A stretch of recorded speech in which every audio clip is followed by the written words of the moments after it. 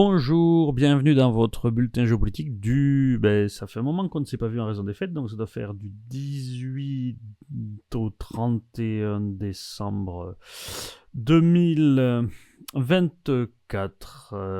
On va commencer tout de suite avec le Caucase, avec la compagnie azerbaïdjanaise Airline qui a interrompu ses vols reliant Bakou à plusieurs villes russes après que l'un de ses avions s'est écrasé dans l'ouest du Kazakhstan 2 jours plus tôt alors qu'il volait vers la Tchétchénie dans le Caucase du Nord. Des rapports initiaux des médias azerbaïdjanais et occidentaux qui citaient des sources gouvernementales anonymes à Bakou ont indiqué que l'avion aurait été abattu par un missile sol-air russe. Le Kremlin a d'abord rejeté toute déclaration sur cette question en attendant les conclusions de l'enquête. Les autorités russes ont ensuite proposé diverses explications pour le crash qui a causé la mort de 38 personnes. Initialement, elles ont évoqué une collision avec des oiseaux, mais cette théorie a été contestée par des experts et il semblait en effet que l'avion avait des problèmes hydrauliques avant l'accident. Le président azerbaïdjanais Ilham Aliyev a critiqué les multiples versions qui ont été données par la Russie, affirmant qu'elles montraient clairement que la partie russe avait voulu cacher la vérité. Elle devait reconnaître sa responsabilité, présenter des excuses à temps à l'Azerbaïdjan et en informer le public. Et voilà ce qui aurait dû être fait puisque la Russie et l'Azerbaïdjan sont censés être des amis. Aliyev a souligné que Bakou avait formulé 3 demandes après le 27 décembre, donc des excuses, une admission de culpabilité et la punition des responsables. La première demande a été satisfaite samedi avec les excuses qui ont été formulées par Vladimir Poutine directement auprès d'Aliyev, et ce dernier a dit espérer que les autres seraient également acceptés. En début de semaine, Maher Marwan, le nouveau gouverneur de Damas depuis le changement de régime en Syrie, a déclaré que les nouvelles autorités syriennes souhaitaient établir des relations pacifiques avec Israël, tout en reconnaissant la méfiance d'Israël qui résulte du changement politique récent après justement la chute du régime d'Assad. Maher Marwan a souligné qu'Israël pouvait avoir ressenti de la peur à cause de ces transformations et donc que les récentes actions israéliennes sur le territoire, comme avancer un peu et bombarder un peu, étaient finalement compréhensibles, ce qui est extrêmement complaisant de sa part.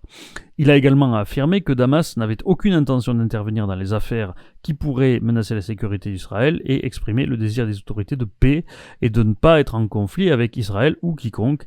Il est allé jusqu'à encourager les États-Unis à soutenir la Syrie dans l'amélioration de ses relations avec Israël. Donc, il semble, alors pour l'instant c'est que le gouverneur de Damas, mais pas impossible qu'il soit là aussi pour donner un petit peu le sentiment de Jolani.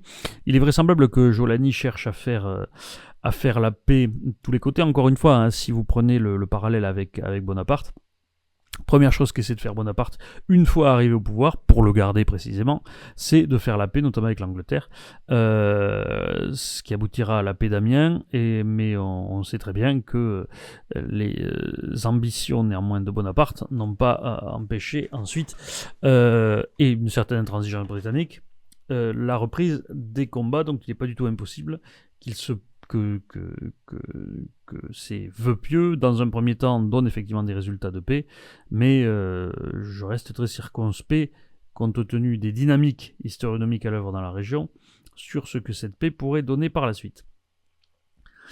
En Israël toujours, un missile tiré depuis le Yémen a déclenché des sirènes d'alerte dans le centre du pays le jour de Noël, le mercredi 25 décembre, obligeant des millions de personnes à se mettre à l'abri pour la deuxième nuit d'affilée, parce que ça, c'est très régulier dans la région naturellement depuis un an.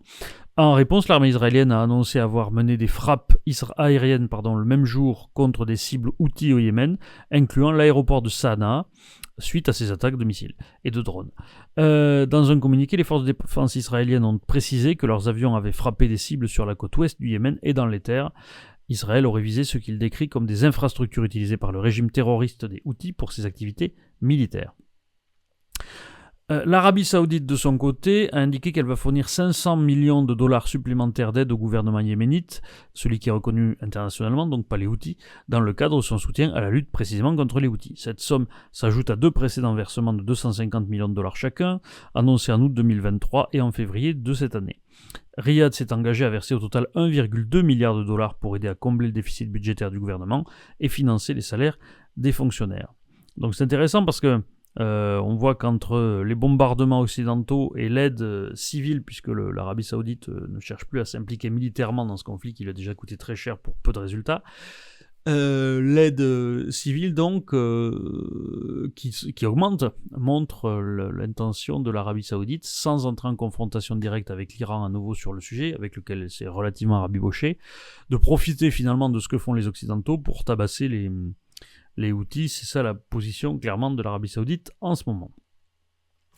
En Égypte, des rumeurs infondées que vous avez peut-être entendues et vues passer, moi je les avais vues passer, donc c'est intéressant, c'est pour ça que j'en parle, de révoltes populaires ont circulé massivement sur les réseaux sociaux, à la suite notamment de la chute de Bachar al-Assad en Syrie, et des voix ont prétendu que le peuple égyptien était en train de renverser, ou d'être peut-être dans une dynamique qui conduirait à renverser Abdel Fattah al-Sisi, en une sorte de réédition finalement de ce qui s'était passé au moment des printemps arabes. Mais en réalité, aucune manifestation contre le régime n'a eu lieu récemment dans le pays, et les images diffusées après vérification datent de 2019 et seraient sorties de leur contexte.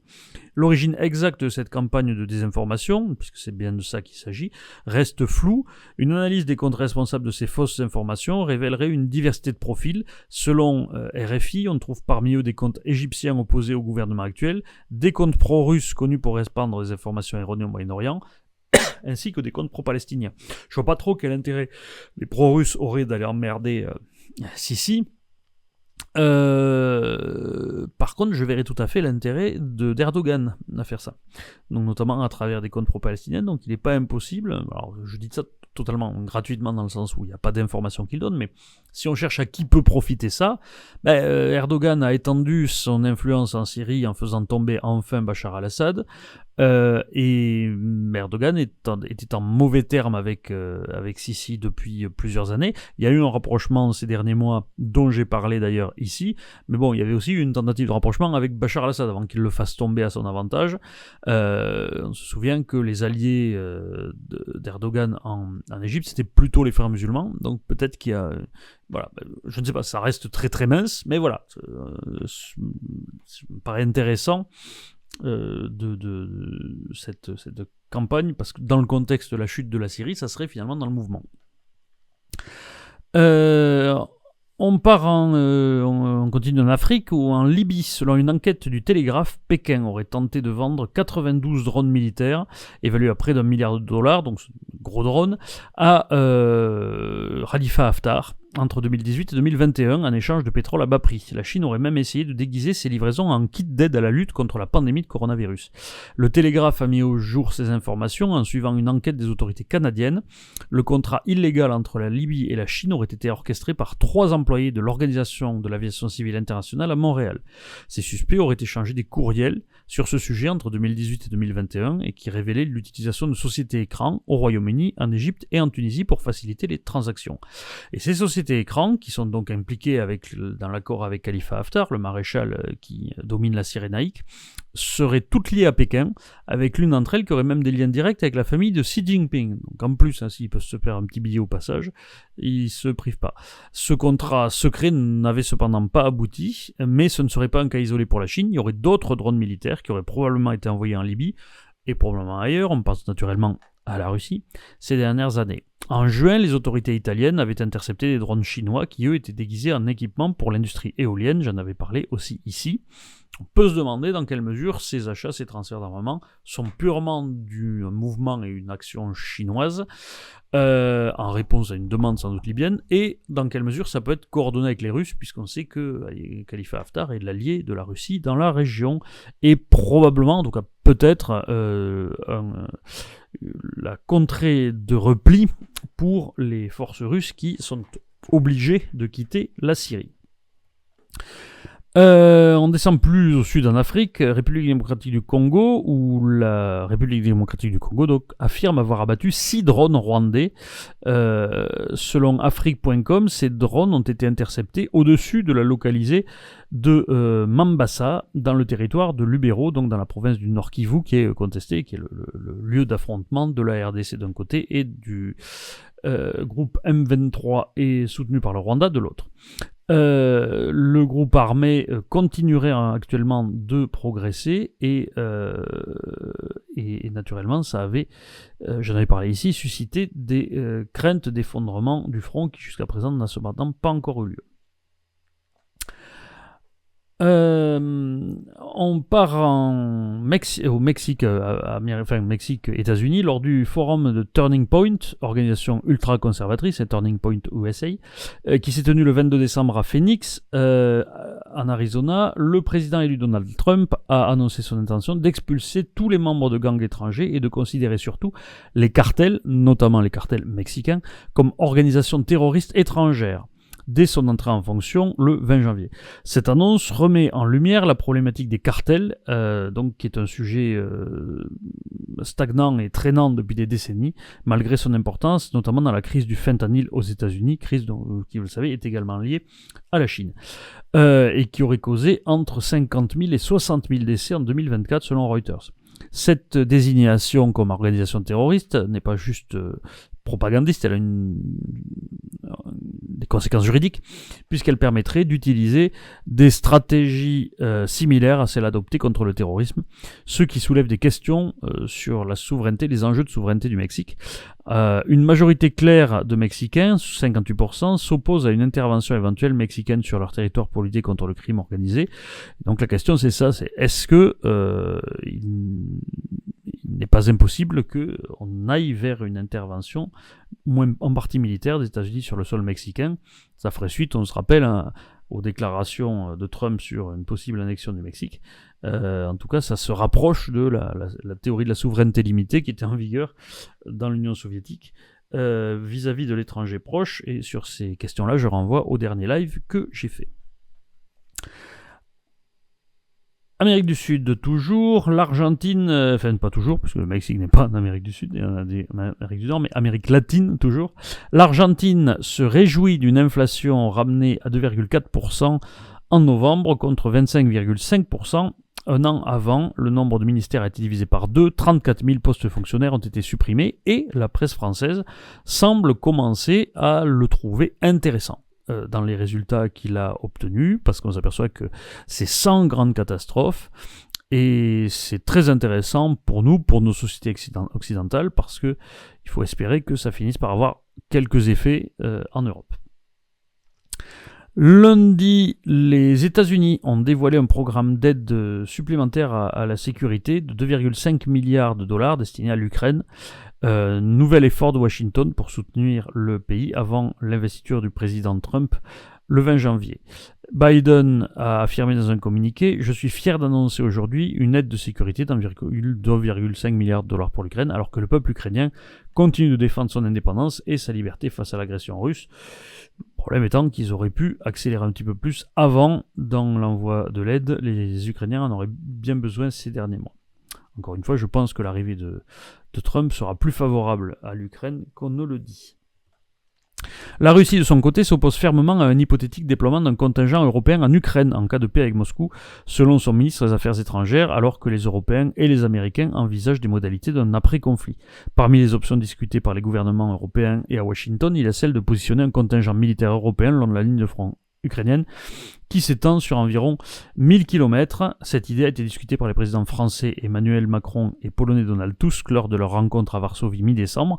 Mais je rappelle que d'ores et déjà, il y a quelques mois, J.D. Vance, le vice-président des États-Unis, donc colistier de Donald Trump, avait parlé aussi de cette solution, donc c'est, semble-t-il, l'idée qui viendrait aussi côté américain.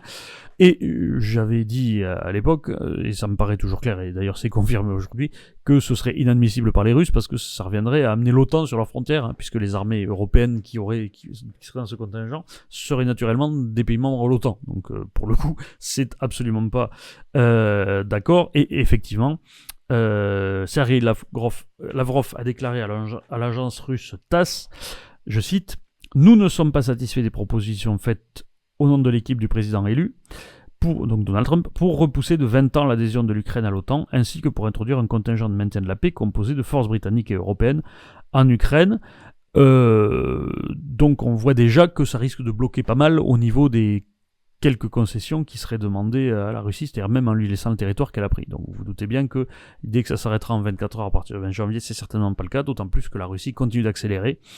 Elle aura probablement pris Kourakov et c'est presque fait, Velikano-Vosilka va tomber, et il n'est pas impossible qu'avant le 20 janvier, Toretsk, voire Chassivyar, soit tombé aussi. Et d'ores et déjà, les assauts sur Pokrovsk vont se limiter. Donc clairement, les Russes sont en train de maximiser leur position de négociation. En Allemagne, le président Frank-Walter Steinmeier a annoncé, à la suite du non-vote de la confiance à Olaf Scholz le 16 décembre, a annoncé donc la dissolution du Parlement et la tenue d'élections qui se tiendront le 23 février, en réponse au fait que 75% des Allemands, en réponse à ce que je disais sur le non-vote de confiance, mais dans le contexte aussi dans lequel, d'après les sondages, 75% des Allemands n'ont plus confiance dans leurs représentants politiques. Et naturellement, l'affaire de Magdebourg a encore continué à jouer dans ce sens-là. Sur le travail d'Elon Musk d'influence au soutien de l'AfD, je renvoie encore à mon dernier live.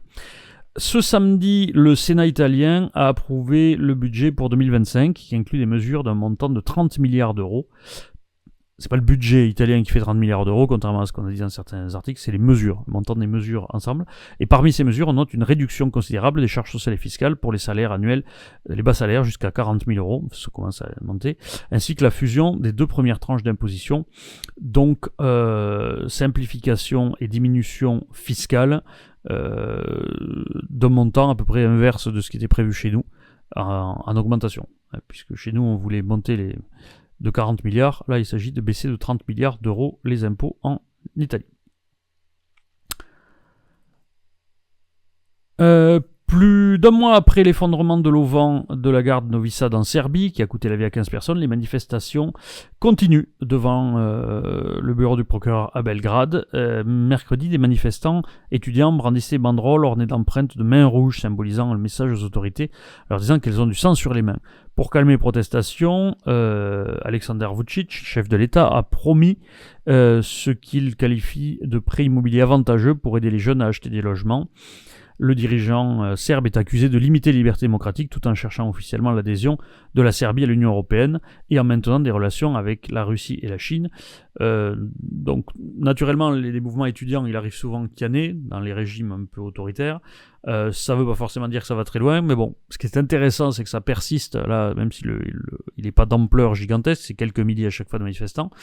Enfin, la Serbie est un petit pays, quelques manifestants, milliers de manifestants, c'est déjà pas mal. Et puis surtout, ça se maintient, quoi, après 2 mois. On est à presque 2 mois. Donc voilà, ça peut avoir un signal de cette société civile, mais ça peut aussi toujours être la même frange qui manifeste. Donc pour l'instant, ça ne va pas plus loin. Mais comme je vous avais parlé à l'époque de cet effondrement, ça me paraissait bien d'assurer le suivi. En Géorgie, Mikhail Kavelashvili a prêté serment le 29 décembre pour devenir le nouveau président de la Géorgie, affilié au parti Rêve géorgien, je vous en ai parlé, il est souvent critiqué pour ses sympathies pro-russes. Le matin, 2000 manifestants se sont réunis près du palais présidentiel pour protester contre son investiture, cependant que Salomé Zourabichvili, la présidente sortante, qui est en désaccord donc avec le gouvernement et avec le nouveau mode d'élection indirecte, avait encouragé les Géorgiens à se rassembler là, mais le matin même, finalement, elle a quitté le palais et a certes juré de poursuivre son combat, mais a finalement, de facto, accepté la nouvelle élection, tout en affirmant qu'elle est restée la présidente légitime. En Pologne, le gouvernement de Donald Tusk se prépare à un début d'année 2025 chargé avec la présidence du Conseil de l'Union européenne qui va durer jusque donc à la fin du mois de juin. Alors c'est très intéressant parce que ça veut dire que c'est la Pologne qui sera à la tête de l'Europe dans une période agitée qu'on va connaître, dans laquelle la France n'a pas de gouvernement, pour ainsi dire. Bayrou est peut-être virtuellement déjà censuré. L'Allemagne va avoir ses élections, l'Ukraine, il va y avoir les débuts de négociations éventuellement autour de Donald Trump, donc beaucoup de choses. C'est intéressant que ce soit la Pologne qui soit à la tête de l'Europe dans ces circonstances-là. On part en Asie où l'armée populaire de Chine explore l'impression 3D et la livraison par drone pour transformer sa logistique militaire. Dans le cadre d'un récent exercice de maintenance, l'APL a testé ces technologies, fabriquant des pièces de remplacement directement sur le terrain grâce à des imprimantes 3D. Cette approche réduit naturellement les délais de réparation et les interruptions opérationnelles, cruciales en situation de combat. En intégrant l'impression 3D, l'APL se place en tête de la modernisation technologique militaire. C'est peu évoqué, mais moi je trouve que c'est extrêmement intéressant vu d'un éventuel conflit dans l'Himalaya, qui est un lieu particulièrement connu pour ses difficultés logistiques.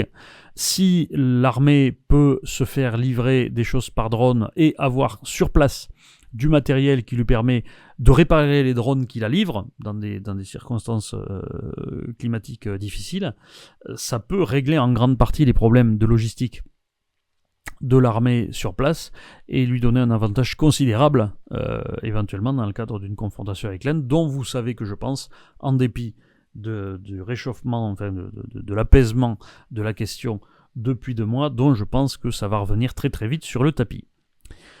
Le gouvernement taliban de Kaboul a rapporté mercredi 25 décembre, donc à Noël encore une fois, même si là-bas ils s'en foutent un peu, que 46 personnes avaient été tuées à cause de plusieurs frappes aériennes menées par le Pakistan sur son territoire, frappes qu'Islamabad justifie comme étant des actions antiterroristes. Depuis que les talibans ont repris le contrôle de Kaboul en 2021, les frictions à la frontière se sont en effet intensifiées. Le Pakistan accuse le régime taliban de donner refuge à des factions armées telles que le TTP, la branche pakistanaise des talibans, et de leur permettre le transit à travers la frontière. Ces groupes sont tenus pour responsables de nombreuses attaques terroristes au Pakistan ces dernières années, la plus récente étant un assaut le 22 décembre contre une base militaire proche de la frontière afghane qui avait causé la mort de 16 soldats. Je pense que j'en avais parlé ici. Le ministère des Affaires étrangères afghan a convoqué le chargé d'affaires pakistanais à Kaboul, ce 25 décembre donc, et critiqué la tentative de certains cercles pakistanais de semer la discorde entre les 2 nations. L'Afghanistan ne tolérera aucune atteinte à son intégrité territoriale, a-t-il dit, et le pays est tout à fait prêt à se défendre. Il y a eu des rumeurs ces jours-ci, il a été question de mobilisation de forces en Afghanistan, voire de déclaration de guerre. En réalité, je n'ai rien vu de confirmé là-dessus jusqu'à maintenant. Et enfin, pour terminer ce bulletin, le 24 décembre, veille de Noël donc, l'armée philippine a déclaré son intention d'acquérir de manière permanente le système de missiles américain Typhoon, présent sur son territoire depuis avril, afin de sécuriser ses intérêts maritimes. Cette décision a été immédiatement décrite par Pékin comme une course aux armements et une provocation dangereuse. Voilà ce que j'avais à vous dire dans ce bulletin. Il est probable que vous le regardiez, sinon au moment du réveillon, du moins le lendemain, puisqu'il sera publié le 31 décembre. Alors je vous souhaite par avance mes meilleurs vœux, mais je vous les redonnerai bientôt lors de nos prochains formats. D'ici là, vous laissez pas faire.